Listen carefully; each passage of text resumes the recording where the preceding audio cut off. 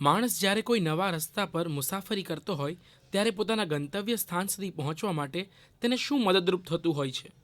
Milestone, mobile application અથવા તો આસપાસ લાગેલા સાઇનબોર્ડ્સ.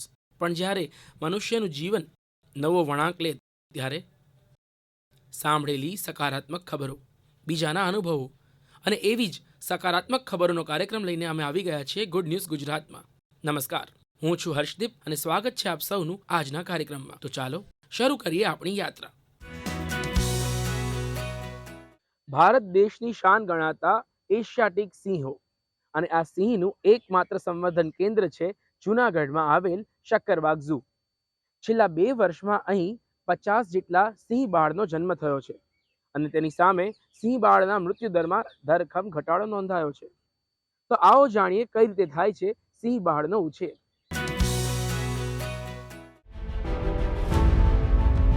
સિંહ જંગલનો રાજા અને સિંહની પોતાની દુનિયા.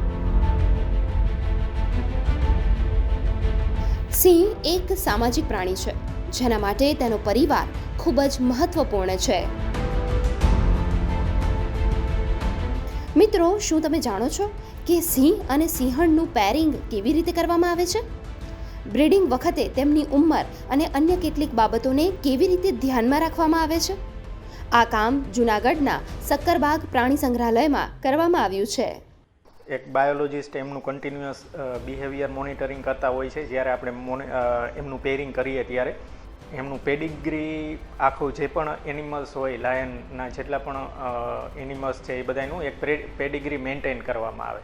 એટલે એમનો જેનું પેરિંગ તમે કરવાના છો, જેને બ્રીડિંગમાં યુઝ કરવાના છો, એના મધર ફાધર કોણ હતા, મેલના મધર ફાધર કોણ હતા, ફિમેલના કોણ હતા, અથવા જો વાઇલ્ડમાંથી પકડાઈને આવ્યા હોય તો એ કયા એરિયામાંથી ખાસ કરીને પકડાયેલા હતા, કે જેથી તમે નક્કી કરી શકો કે જો નાના એવા પેચમાંથી મેલ ફિમેલ બંને પકડાના હોય તો એ પોસિબિલિટી છે કે એ બંને રિલેટેડ હોય. એટલે આપણે અહીંયા એક એવો મેપ બનાવવામાં આવેલ છે આખા બૃહદ ગીરનો, કે જે પણ રેસ્ક્યુ થઈને એનિમલ આવે અને એ પરમેનન્ટ કેપ્ટિવિટીમાં રહેવાના હોય અને એને બ્રીડિંગમાં યુઝ કરવાના હોય તો આવા એનિમલ્સને આપણે જે જગ્યાએથી પકડાયેલા હોય એ જગ્યાએ એને મેપમાં સ્પોટ કરી દઈએ. અને જ્યારે પણ એનું પેરિંગ કરવામાં આવે એનું મેલ ને ફિમેલનું, તો એ સૌથી દૂરના અંતરેથી પકડાયેલા હોય.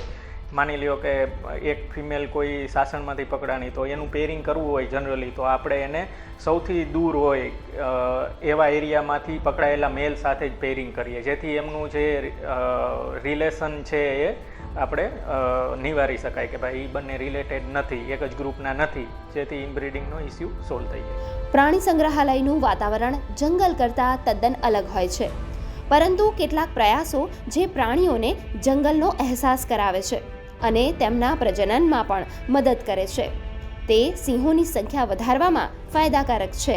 લાયનનો જે ગીરનો હેબિટાટ છે એવો જ હેબિટાટ એમાં એન્ક્લોઝરમાં આપો, જેથી એ પોતે કુદરતી વાતાવરણમાં છે એવું ફીલ કરે અને એનો જે નેચરલ કેપેસિટી છે બ્રીડિંગની એ કરી શકે. તો આના માટે આપણે એને એનરિચમેન્ટ કરીએ છીએ. એમના એન્ક્લોઝરમાં ગ્રાસ છે, જે ગીરમાં જે જનરલી ગ્રાસ હોય જે ટાઈપનું એવું ગ્રાસ આપીએ, અમુક અન્ડ્યુલેટિંગ એરિયા આપીએ કે જેથી એમ નેચરલ એન્વાયરમેન્ટમાં છે એવું ફીલ કરે અને જે એની કેપેસિટી છે બ્રીડિંગની એ શો કરે. એનરિચમેન્ટમાં આપણે જનરલી એમને ન્યુટ્રિશનલ એનરિચમેન્ટ આપીએ, ઓલ્ફેક્ટરી એનરિચમેન્ટ આપીએ, કે જનરલી જંગલમાં હોય અલગ અલગ પ્રકારનું સ્મેલ કરતા હોય છે અલગ અલગ વસ્તુને, તો એ અહીંયા ફૂલફિલ થાય એના માટે આપણે એને ઓલ્ફેક્ટરી એનરિચમેન્ટ કરીએ, કે અલગ અલગ જગ્યાએ અલગ અલગ વસ્તુની સ્મેલ રાખી દઈએ તો એ નેચરલ એનું સ્મેલ કરવાનું બિહેવિયર છે એ જળવાઈ જાય. It is one of the leading zoo for Asiatic lion breeding and particularly conservation breeding. तो हमारा जो कंजर्वेशन ब्रीडिंग है उसका रिजल्ट हमें बहुत ही अच्छा मिला है वहाँ पे, और ये ब्रीडिंग का कामगिरी जो है लास्ट 10-12 साल से हमारा बहुत अच्छी तरह से चल रहा है. और अगर हम इस लास्ट ईयर का ही फिगर देखें तो अराउंड 15 to 20 जो है हमारे कब्स हुए थे, एंड इसका जो है सर्वाइबिलिटी रेट भी हमारा बहुत अच्छा रहता है, और उनका जो हेल्थ पैरामीटर्स वो सारे हम चेक करते हैं और उसको डिफरेंट टाइप के ट्रेनिंग और जो भी उनका सब रूटीन के हिसाब से जो करना होता है वो सब कुछ हम वहाँ पे करते हैं। જનરલી જંગલમાં જ્યારે પણ આપણે જોતા હોય કે જ્યારે પણ મેટિંગ ચાલુ થાય કોઈ પણ એક પેરનું, તો એ જનરલી એના ગ્રુપથી અલગ થઈ જાય અને અલગ જગ્યાએ ડિસ્ટર્બ વગરના એરિયામાં જઈને પોતાનું મેટિંગ પીરિયડ છે એ પૂરો કરે અને ફરી પાછા એ લોકો છે એ ગ્રુપમાં ભળી જાય. તો અહીંયા એ ફૂલફિલ કરવા માટે આપણે જે બ્રીડિંગ પેર હોય એને જનરલી આપણે ઓફ ડિસ્પ્લે રાખતા હોય છે કે જ્યાં કોઈ પણ એની પબ્લિક કોઈ એલાઉડ હોતી નથી. અગાઉથી જાણ થાય એટલા માટે આપણે રેગ્યુલર બેઝ ઉપર દર 1 મહિને 2 મહિને જે બ્રીડિંગ એનિમલ્સ છે એ બધાના અલગ અલગ ફિકલ સેમ્પલ, બ્લડ સેમ્પલ્સ આ બધું લઈને રૂટીન જે સ્ક્રીનિંગ ટેસ્ટ છે એ બધા અહીંની લેબોરેટરીમાં કરવામાં આવતા હોય છે, જેથી તમે આપણને થોડો પણ કાંઈ પણ એનિમલના બોડીમાં ચેન્જીસ આવે, કોઈ પણ ડિઝીઝના સાઇન આપણને જેના સેમ્પલ્સ ઉપરથી ખબર પડે તો આપણે એને તુરંત ટ્રીટ કરીને નિવારી શકાય. છેલ્લા કેટલાક વર્ષોમાં ગુજરાતમાં સિંહોની સંખ્યામાં વધારો થયો છે, જેના કારણે વધુ મહેનત અને પ્રયાસો કરવામાં આવી રહ્યા છે, જે ભવિષ્યમાં પોતાની અલગ ઓળખ બનાવવા માટે તૈયાર છે. ગુડ ન્યૂઝ ગુજરાત માટે જૂનાગઢથી હનીફ ખોખરનો રિપોર્ટ. બાળપણ મોટા ભાગે રમવામાં વીતતું હોય છે, પણ જ્યારે બાળકના રમત કૌશલ્યથી કોઈ વર્લ્ડ રેકોર્ડ નોંધાઈ જાય ત્યારે એ દેશ માટે ગર્વની ક્ષણ બનતી હોય છે. આવી જ વાત છે ગુજરાતની 8 વર્ષની તક્ષવીની, જેની ફ્લેક્સિબિલિટી જોઈને તમે પણ દંગ રહી જશો. આ નાની આંખો કંઈક નવું કરવા માટે ઉત્સાહ અને આશાથી ભરેલી છે. 8 વર્ષની આ બાળકી એવા કરતબ કરે છે કે તેને જોઈને બધા ચોંકી જાય છે. અમદાવાદની આ બાળકી, જેનું નામ તક્ષવી વાઘાણી છે, તેણે 16 સેન્ટીમીટરથી નીચે 25 મીટર સુધી લિમ્બો સ્કેટિંગ કરીને નોંધાવ્યો છે નવો વર્લ્ડ રેકોર્ડ. લોવેસ્ટ હાઈટ ઉપર આપણે બાર્સને સેટ કરેલા છે, જે આપણા જમીનથી 16 સેન્ટીમીટર ના લેવલ પર બધા રાખેલા છે અને એક બાર અને બીજા બાર વચ્ચે 1 મીટરનું અંતર છે. એટલે ટોટલ આપણે 0 થી લઈને આપણે 25 મીટર સુધીમાં 26 બાર આવવાના છે. એટલે આપણું લગભગ એક મોબાઈલ જેટલું ડિસ્ટન્સ થાય, જે આપણે કલ્પના કરીએ તો એવું થાય કે આ તો કઈ રીતે પોસિબલ છે. અત્યાર સુધીમાં લિમ્બો સ્કેટિંગ કરીને India book of record, international book of record અને ગોલ્ડન બુક ઓફ રેકોર્ડમાં તક્ષવીએ સ્થાન મેળવ્યું છે, જેમાં એસયુવી કાર નીચે લોએસ્ટ લિમ્બો સ્કેટિંગ કર્યું છે. અમે જ્યારે સ્કેટિંગમાં મૂકી હતી ત્યારે એ લગભગ 4.5 વર્ષની હતી. ત્યારે અમે વિચાર્યું તો જસ્ટ એના એન્જોયમેન્ટ માટે કે મોજ માટે એને ગમે છે. અમે કોરોના ટાઈમમાં ઘરમાં સ્કેટિંગ કરાવડાવતા હતા, તો અમને લાગ્યું કે એને ઇન્ટરેસ્ટ છે તો કરાવીએ. તો એકેડમીમાં અમે મૂકી. એકેડમીમાં એને થોડું પરફોર્મન્સ એ એજ ગ્રુપમાં બહુ સારું કરતા હતા, એટલે લોકલ લેવલના ટુર્નામેન્ટ્સમાં પાર્ટ લીધો. એમાં એ ઘણું ઓલમોસ્ટ દરેક ટુર્નામેન્ટમાં એને ગોલ્ડ મેડલ્સ મળેલા છે. એટલે સર એક ઇન્વિટેશનલ નેશનલ ટુર્નામેન્ટ અમૃતસરમાં હતી, જે એ અંડર એજ હતી ઘણી, પણ સરે કીધું કે નહીં આપણે ટ્રાય કરાવીએ, અને ત્યાં ગઈને 2 સિલ્વર મેડલ મળેલા એને. તો પાછા આવીને અમને બી થયું કે આ કંઈક આમાં સ્પોર્ટ્સમેન સ્પિરિટ છે અને એનામાં કંઈક ખૂબી છે, તો આપણે કંઈક યુનિક સ્ટાઇલ આમાં જઈએ. સાથે કરાટે કરતી હતી. કરાટેમાં એની ફ્લેક્સિબિલિટી, કેમ કે કીક અને ઘણા બધા યોગા બી ત્યારે કરાવતા હતા સર, તો એની ફ્લેક્સિબિલિટીના લીધે અમે આ ટાર્ગેટ વિચાર્યો કે લિમ્બો સ્કેટિંગ કરીએ, જેમાં ફ્લેક્સિબિલિટીની બહુ જ જરૂરી છે. આ લિમ્બો સ્કેટિંગ એટલે એવું છે કે એકદમ સ્પીડમાં તમારે સ્કેટિંગ સાથે રનિંગ કરવાનું છે. 3 રેકોર્ડ ઓલરેડી કરી ચૂકેલી છે, જેમાં એક ફાસ્ટેસ્ટ 50 મીટર છે, એક લોવેસ્ટ નો પણ રેકોર્ડ છે જે ઇન્ડિયા બુક ઓફ રેકોર્ડમાં થયેલો, અને એક ગોલ્ડન બુક ઓફ રેકોર્ડમાં થયેલો છે, જેમાં 22 એસયુવી કાર્સની નીચેથી તક્ષવીએ પરફોર્મ કર્યું છે. ગુજરાતની એકમાત્ર છોકરી છે જેણે આ અટેમ્પ્ટ બી કર્યો છે. આ લિમ્બો સ્કેટિંગ એક યુનિક સ્ટાઇલ છે, જેમાં ઇન્જરીના ચાન્સ પણ છે, અને થોડુંક આ નાની ઉંમરમાં એનું મેન્ટલ સ્ટ્રેન્થ આટલી બધી હોવી પણ જરૂરી છે, કેમ કે વાગે છે તો પણ એ ઊભી થઈને અગેન એ પરફોર્મ કરે છે. જ્યાં સુધી એનું કમ્પ્લીટ ના થાય ત્યાં સુધી એ ગીવ અપ નથી કરતી. ગુરુ શિષ્યની જોડી પાક્કી હોય છે, અને ગુરુને શ્રેષ્ઠ शिष्यના લક્ષણો નક્કી કરતા વાર નથી લાગતી. तभी भी जब मैं उसको ट्रेनिंग दे रहा था तभी भी उसका सिचुएशन ऐसे ही था, उसके कमर दुख रहा था, उसके पैर दुख रहा था, लेकिन फिर भी रुकी नहीं, प्रैक्टिस करती ही गई. एंड फाइनली रिजल्ट यही आया कि 4 साल की लड़की 400 मीटर स्केटिंग कर रही है इतने लंबे ट्रैक में, और वो भी प्रॉपर ट्रैक में. तो ये बहुत ही बड़ी सी एक अचीवमेंट है, और उसमें इतनी ठंडी, जो मतलब हमारे गुजरात के हिसाब से पंजाब में बहुत ज़्यादा ठंडी पड़ती है, तो उस ठंडी में हालत ख़राब हो गई थी हम सब की, फिर भी उसने स्केटिंग की उतनी छोटी उम्र में। अगर उससे कुछ सीखना है तो मैं यही कहूँगा सबसे, इवन तो मैं भी सीखा हूँ कि किसी भी चीज़ में हार मानना नहीं चाहिए। हमें कुछ भी हो जाए, हमें उस चीज़ में एकदम बेहतर करके और बेहतर सोचना चाहिए और बेहतर कुछ करना चाहिए। બહુ જ બધી વાર એને વાગ્યું છે. જ્યારે એને કારવાળું કર્યું હતું ત્યારે તો એને આખો ગાલ છોલાઈ ગયો હતો, તો પણ એ પોતે એટલી મેન્ટલી સ્ટ્રોંગ બનીને રહેતી હતી. ક્યારેક એને રડવું પણ આવતું હતું, પણ હું એને બહુ જ હિંમત આપતા હતા અમે લોકો કે તારાથી થઈ જશે. આવું તો થાય લાઈફમાં, પણ આપણે કંઈક અચીવ કરવું હોય ટાર્ગેટ, તો એના માટે આપણે મહેનત તો કરવી જ પડે. હવે આ જે કર્યું એમાં પણ એને સ્પાઇનલ પોઈન્ટ્સ પર બહુ જ વાર ઇન્જર થયું છે. ફાઇનલી એને એનો આ ટાર્ગેટ 16 સેન્ટીમીટરનો અચીવ કર્યો. ગુડ ન્યૂઝ ગુજરાત માટે કુણાલ ચૌહાણ સાથે શ્વેતા યાદવનો રિપોર્ટ. દર્શક મિત્રો, ચાલો ફરી જૂની યાદો તાજી કરીએ. એવી વાત કરીએ કે જેની સાથે તમારા બા અને દાદાની યાદો જોડાયેલી હશે. આ વાત જાણ્યા પછી તમે ચોક્કસથી માનતા થઈ જશો કે આજે ભલે તકનીક આટલી આગળ વધી ગઈ છે, પરંતુ વિજ્ઞાન આધારિત જીવન તો આપણા પૂર્વજો વધુ સારું જીવતા હતા. તાંબે પાણી જે પીએ તે ઘર વૈદ ન જાય. આ કહેવત મુજબ ભારતમાં દરેક પરિવારની જીવનશૈલી જ એવી હતી કે લોકો મશીનના પાણી કે અન્ય સિસ્ટમ વિના પણ રહેતા હતા, સ્વસ્થ, અને તેઓનું આયુષ્ય પણ હતું લાંબુ. जब भगवान की मूर्ति बनाई जाती है ना, जैसे पंच धातु की बनाई जाती है, पीतल की बनाई जाती है, क्यों उन्हीं की बनाई जाती है? तो उससे कुछ फायदे होते होंगे, इसीलिए बनाई जाती होगी ना. तो हमारा जो ये रसायन विज्ञान था, जिसे धातुएं वगैरह बनाना, ये हमारा बहुत ही समृद्ध था. और उसमें से फिर निर्णय किया गया कि ऐसे ऐसे पात्र में भोजन बनाएंगे तो एक तो भोजन में कुछ गुण आएंगे और भोजन में कोई विषद्रव्य नहीं आएंगे जो पात्र के कारण आते हैं. जैसे कि आजकल हम लोग एल्युमिनियम यूज करते हैं या प्लास्टिक के नुकसान बताते हैं या टेफ्लॉन कोटिंग के नुकसान बताते हैं, तो हम किस पात्र में भोजन बना रहे हैं उसका बहुत महत्व हो जाता है कि एटलीस्ट पात्र से भोजन में कुछ गुण भी आए और कोई दोष आने वाले हो तो वो ना आए, जो आजकल हम उसके नुकसान भुगतते हैं. પંચધાતુ એટલે કે સોનું, ચાંદી, પિત્તળ, તાંબુ અને લોખંડ, આ ધાતુના રજ મનુષ્યના શરીર માટે આવશ્યક હોય છે, જેથી પાણી ભરવા, દૂધ પીવા કે રસોઈ બનાવવામાં ગુણ મુજબ ધાતુનો ઉપયોગ કરવાથી તેનો સીધો ફાયદો શરીરને મળે છે.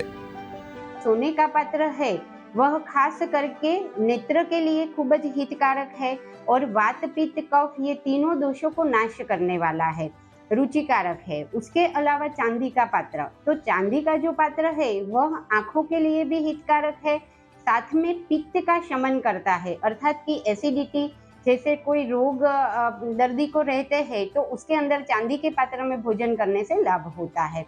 साथ में कांस्य पात्र मीन्स कांसा का पात्र, तो कांसा का पात्र को सर्वश्रेष्ठ कहा है क्योंकि वो बुद्धिवर्धक है. साथ में बुद्धिवर्धक के साथ में वह रक्त और पित्त का शमन भी करता है साथ में, तो इसीलिए कांसा का पात्र श्रेष्ठ है. पित्तल का पात्र, पित्तल के पात्र के अंदर कृमि और कफ का नाश करता है, उसके साथ में वह वातकारक है और रुक्ष और उष्ण है, अर्थात कि जो स्थूल्य है, ओबेस पेशेंट है, उसके लिए ये सबसे बेस्ट है पित्तल का पात्र. आप आयरन का नहीं खाएंगे, लोहे की कढ़ाई में नहीं बनाएंगे, तो आयरन की टैबलेट खाइए. तो सारी धातुएं हमारे लिए जरूरी हैं. इतना सोच के ये विकसित विज्ञान ने, हमारे ऋषियों ने हमारे लिए व्यवस्था करके दी हुई थी. उसको छोड़ के हम खाली सहजता के रूप में कि सस्ते में मिल जाता है या सहज उपलब्ध हो जाता है, हम प्लास्टिक का या टेफ्लॉन कोटिंग का या स्टील का उपयोग, या स्टील तो एक बार ठीक भी है क्योंकि वो लोहे का बना होता है, लेकिन जो एल्युमिनियम है ऐसी धातुओं का उपयोग कर रहे हैं जो हमारे लिए नुकसानदायक है. पुराने जमाने में चावल बनाए जाते हैं, चावल बनाने की शास्त्रीय विधि ही यही है कि चावल को थोड़ा ज्यादा पानी डालकर पकाएं और उस एक्स्ट्रा पानी को जो माड़ कहते हैं बहुत जगह, उसको बाहर निकाल दीजिए, उसको छान दीजिए, फिर वो चावल पचने में भी हल्का हो जाता है. और अब डायबिटीज वाला व्यक्ति भी, लोग डायबिटीज के नाम पे खास करके जब डरते हैं, इसलिए मैं कहता हूँ डायबिटीज वाला भी ऐसा चावल प्रयोग कर सकते हैं. और उसी तरह जो दाल में भी ये दिक्कत है कि पुराने जब दाल पकाते हैं तो उसमें से जो उसमें झाग बनते जाते हैं उसको निकालते जाना रहना होता है. जैसे कि दूसरा उदाहरण ले लीजिए, जब गन्ने के रस से जब गुड़ बनता है तो हम क्या कर रहे हैं, पकाते पकाते जितना झाग निकलता जा रहा है उसको निकाल कचरा साफ करते जाते हैं ना, उसी से तो शुद्ध होकर शक्कर बन जाता है. तो यही काम दाल और चावल में भी हमको करना था, लेकिन हमने क्या कर दिया, उसको कुकर में बनाना शुरू कर दिया. अब सारी की सारी गंदगी जो है वो अंदर ही रह जाती है. तो तो वो हमारे लिए पचने में नुकसान होता है और पचने में नुकसानदेह होने के कारण अलग अलग व्याधियों का कारण बन रहा है। અનેક ગુણો છતાં ક્યાંક અજાણતા તો ક્યાંક સાફ કરવાની માથાકૂટથી છુટકારો મેળવવા આવા વાસણોને રસોડામાંથી વિદાય અપાઈ રહી છે. તો બીજી તરફ લોકોને સુરતના યુવાન ધવલ ભંડારીએ આવા 100 વર્ષ જૂના રજવાડા સમયના વાસણો ભેગા કર્યા છે અને તેમનું ઘર જ આજે મ્યુઝિયમ બની ગયું છે. આ કલેક્શન વાસણોનું જે કોપરનું છે એની પર ચાંદીનો ઢોળ પાણી ચડાવવામાં આવે છે અને એ કલેક્શન મેં ઓલ ઓવર ઇન્ડિયાથી મેં કલેક્ટ કર્યું છે થોડા જગ્યાએથી. અને એની ખાસિયત છે કે આપણે ખોરાકની દ્રષ્ટિએ બધી જગ્યાએ આપણે સારો ટેસ્ટ મળે અને સારું આપણે જીવન જીવી શકીએ. આ વાસણોને હાથેથી બનાવવામાં આવે છે, જે પીટીને બનાવે છે એનો જોઈન્ટ મારવામાં આવે છે હાથેથી, અને એક જ પતરામાંથી એને બનાવવા માટે. જેવા તાંબા છે, પિત્તળ છે, જર્મન સિલ્વર છે, કોપર છે, એ હિસાબના એમના ઢાટો આવે છે જેને જમવામાં સારું માનવામાં આવે છે. જે પહેલાંના લોકો પણ સારી રીતના એમાં જીવી શકતા હતા, લાંબી આયુ જીવી શકતા હતા. એમાં મીનાકારી વર્ક કરવામાં આવે છે, જે હાથેથી કોરણી કરવામાં આવે છે. ઓલ્ડ ઇઝ ગોલ્ડ આ વાક્ય વારંવાર સાચું પડે જ્યારે એક નજર કરીએ ભારતની પ્રાચીન જીવન પદ્ધતિ ઉપર. હજુ મોડું નથી થયું. ઘરના માળિયામાં પડેલા આ સોનારૂપી પાત્રોને ઉતારીએ અને થોડી સમજણ કેળવી શરૂ કરીએ તેનો ખરો ઉપયોગ. તે જ સાચી સમજદારી છે. ગુડ ન્યૂઝ ગુજરાત માટે તેજસ મોદી અને ખ્યાતિ વાજપેયી જૈનનો રિપોર્ટ. સંસ્કૃતસ્ય અધ્યયન સ્વીકરણીય રે લોલ. સંસ્કૃત ભાષા સરલા ભવ્યા ચ મધુરા સા. રમણીયા લલિતા સુલાઘવેન યુક્તા. અજ્ઞ જન તાતુ કથયંતી કઠિન. સંસ્કૃત ભાષા એ બહુ સરળ ભાષા છે અને હવે જો એ જ ભાષામાં ફિલ્મો બને તો આવો આપણે સૌ માણીએ સંસ્કૃતમાં બનેલી એક એવી શોર્ટ ફિલ્મ જેને ચેન્નઈ ખાતે ભારતભરની શોર્ટ ફિલ્મ્સમાંથી પ્રથમ પારિતોષિક મળ્યું છે.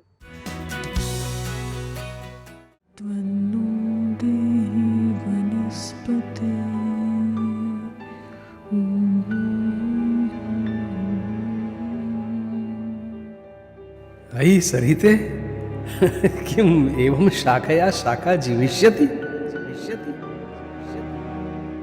આ મૂળ તો હું સંસ્કૃતનો વિદ્યાર્થી પણ રહ્યો અને સંસ્કૃતનો શિક્ષક પણ રહ્યો. એટલે જ્યારે નિવૃત્ત થયો ત્યાર પછી એવું થયું કે વર્ગખંડ હવે મારું પૂરું થયું છે, હવે લોક શિક્ષણ માટે કંઈક કાર્ય કરીએ. તો આ એક મોટો વર્ગ મને એવો મળ્યો કે જે હું સંસ્કૃતના માધ્યમથી કંઈક વિશેષ કરી શકું. તો પછી એની અંદર અમને વિચાર આવ્યો કે હવે ફિલ્મ તરફ પણ જઈએ, કારણ કે થોડું લેખન કાર્યને એવું બધું કરું છું, પણ હવે એક નવી વિધા આપણે એને શરૂ કરીએ. એની અંદર પછી થયું એવું કે સંસ્કૃત ભારતી નામની એક સંસ્થા છે, એને આ 5 વર્ષથી એ લોકો પ્રયોગ કરે છે એવું અમને ખબર પડી. એટલે હવે ગયા વર્ષે પણ પછી એ જ રીતે એક ફિલ્મ બનાવી અને અમને એમાં સફળતા મળી. અમે એમાં પણ એવોર્ડ અમુક મળ્યા અને એટલે પછી આ વર્ષે ફરીથી અમે એ પ્રયોગ ચાલુ રાખ્યો.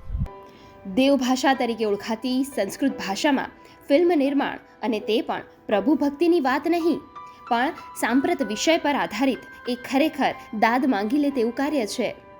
લોકોને આશ્ચર્ય થાય કે સંસ્કૃતમાં ફિલ્મ, એ આશ્ચર્ય તો થાય, પરંતુ જેમ લોકભાષામાં આપણા તુલસીદાસજીએ રામાયણ લખ્યું, સંસ્કૃતમાં વાલ્મીકી હતું, પરંતુ એનો એક વર્ગ નહોતો એને સમજવા માટેનો, પણ લોકભોગ્ય બને એટલે એમના માટે અવધી ભાષામાં રામચરિતમાનસ કર્યું.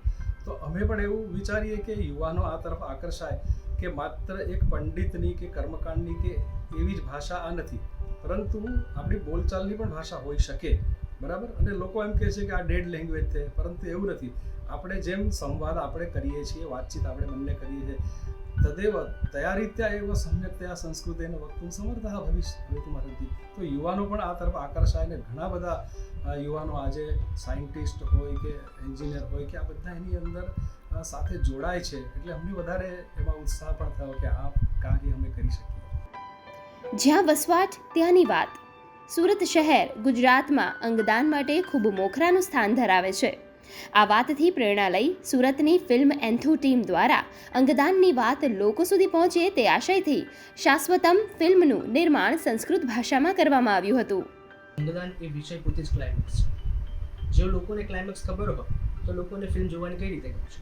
સો અમે એક વસ્તુ પહેલાંથી નિર્ણય લીધો હતો કે ક્લાઇમેક્સ સુધી આવવાની જે મૂવીની જર્ની છે એ એટલી ઇમોશનલ બનાવી તો જ્યારે તમે એ જુઓ ત્યારે તમને ખરેખર એ ફીલ થાય કે અંગદાન એક વ્યક્તિને કેવું જીવન આપી શકે છે. એટલે જ્યારે આપણે એવું કહી શકીએ કે આપણે મનુષ્ય ભગવાનને જોઈ તો નથી શકતા, પણ એક વ્યક્તિ જ્યારે કોઈ બીજા વ્યક્તિનું જીવન બચાવી લે છે ત્યારે એ બચાવનાર વ્યક્તિ એ માણસ ભગવાન બની જાય છે. અંગદાનમાં કેટલાક લોકો પરંપરાગત રીતે એવું માને છે કે શરીર ક્ષત વિક્ષત થઈ જાય તો એ સારું નથી ધાર્મિક રીતે, પણ અમને એવું લાગ્યું કે આપણે કંઈક પુરાણમાંથી કોઈક વસ્તુ આપીએ તો પૌરાણિક વસ્તુમાંથી અમને એવા ઉદાહરણો મળ્યા અને એટલે અમે એ ઉદાહરણના માધ્યમથી હવે એ કાર્ય કરી શક્યા. એટલે અંગદાન પણ અને શાશ્વત નામ એટલા માટે અમે રાખ્યું કે પ્રેમ શાશ્વત રહે, માનવતા શાશ્વત રહે, એટલા માટે અમે આ રીતે આ કાર્ય કરી શકીએ. तात पुरा महर्षि दधीचि उवाच धन्योऽहं चास्ति मे धन्यं देववंश प्रवृद्धये ददामि नास्ति संदेहो नियमश्च मया कृतः तेन देवानां वंशरक्षणाय वज्रनिर्माणाय च स्वस्य अस्थिनां दानम् इन्द्राय कृतमासीत् किं तत् अंगदानं नासीत् भगवतः गणेशस्य कृते गजमस्तकारोपणं किम् आसीत्.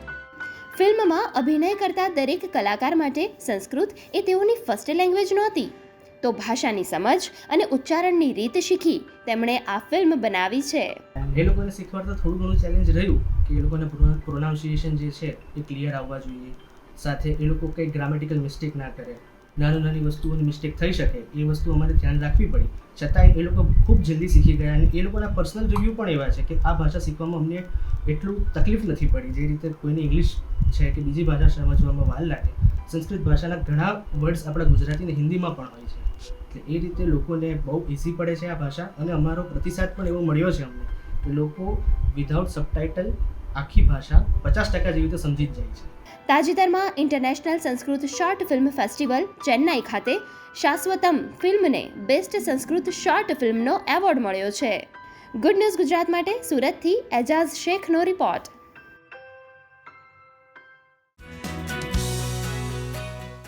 જે રીતે એક દીપક બીજા દીપકને પ્રજ્વલિત કરી શકે છે, તે જ રીતે એક આશાવાન મનુષ્ય બીજા મનુષ્યોને આશાવાન કરી શકે છે. પરીક્ષાની મોસમ પૂર બહારમાં ચાલી રહી છે ત્યારે નવસારીના ડોક્ટર નીલ દેસાઈ વિદ્યાર્થીઓને સતત મોટિવેટ કરી આશાવાન બનાવી રહ્યા છે. પરીક્ષાની તારીખ નજીક આવતા વિદ્યાર્થીઓને પરીક્ષાનો ભય સતાવતો હોય છે, ત્યારે નવસારીના બિલીમોરાના 50 વર્ષના વિદ્યાર્થીની બોર્ડની 27મી વખત પરીક્ષા માટે હિંમત અને સકારાત્મકતા અન્ય વિદ્યાર્થીઓ માટે પ્રેરણાદાયી બની રહેશે. હું વાત કરું તો હું 12મામાં 1991થી પરીક્ષા આપું છું. હું 12મામાં 26 વાર ફેલ થયો છું. આજે હું 50 વર્ષનો છે છતાં પણ મેં એના બેઝ પર 10માના બેઝ પર ડિપ્લોમા કર્યું, ડિપ્લોમા પછી બીએસસી કર્યું, એમએસસી કર્યું અને પીએચડી કર્યું. 12મું ફેલ છતાં આજે હું પીએચડી છું. મારા નામ પાછળ ડૉક્ટર નીલ દેસાઈ લખાય છે. આજે હું પત્રકાર છું, લેખક છું, એન્વાયરમેન્ટ સાયન્ટિસ્ટ તરીકે કામ કરું છું. એટલે કોઈ પણ જાતનું એક વખત કોઈક એક તક ચૂકી જાય તો બીજી બહુ બધી તકો ખુલતી હોય, એટલે ગભરાયા અને ડર્યા વિના તમે પરીક્ષા આપો. અને બહુ બધા રસ્તા છે, તો વર્ષમાં 2 વાર પરીક્ષા લેવાની છે, પરંતુ તમારી જાતને નુકસાન થાય યા તો પોતાના ફેમિલીને નુકસાન થાય એવા કોઈ પણ કામ કરવા નહીં, એવી મારી વિદ્યાર્થીઓને નમ્ર વિનંતી છે. ભારત વિશ્વનો સૌથી યુવા દેશ છે અને આ યુવાધન પાસે અપાર શક્તિ રહેલી છે, ત્યારે યુવાઓને એટલું જ કહેવું રહ્યું કે યા હોમ કરીને પડો, ફતેહ છે આગે. નવા ભારતમાં અનેક તકો તમારી રાહ જોઈ રહી છે. પરીક્ષા તો જીવન સફરનો એક પડાવ માત્ર છે. પરિણામની ચિંતા કર્યા વગર શિક્ષણની ધૂણી ધખાવી વધો આગળ. ગુડ ન્યૂઝ ગુજરાત માટે નવસારીથી ભાવિન પટેલનો રિપોર્ટ. તો આ હતો અમારો આજની સકારાત્મક ખબરનો કાર્યક્રમ ગુડ ન્યૂઝ ગુજરાત.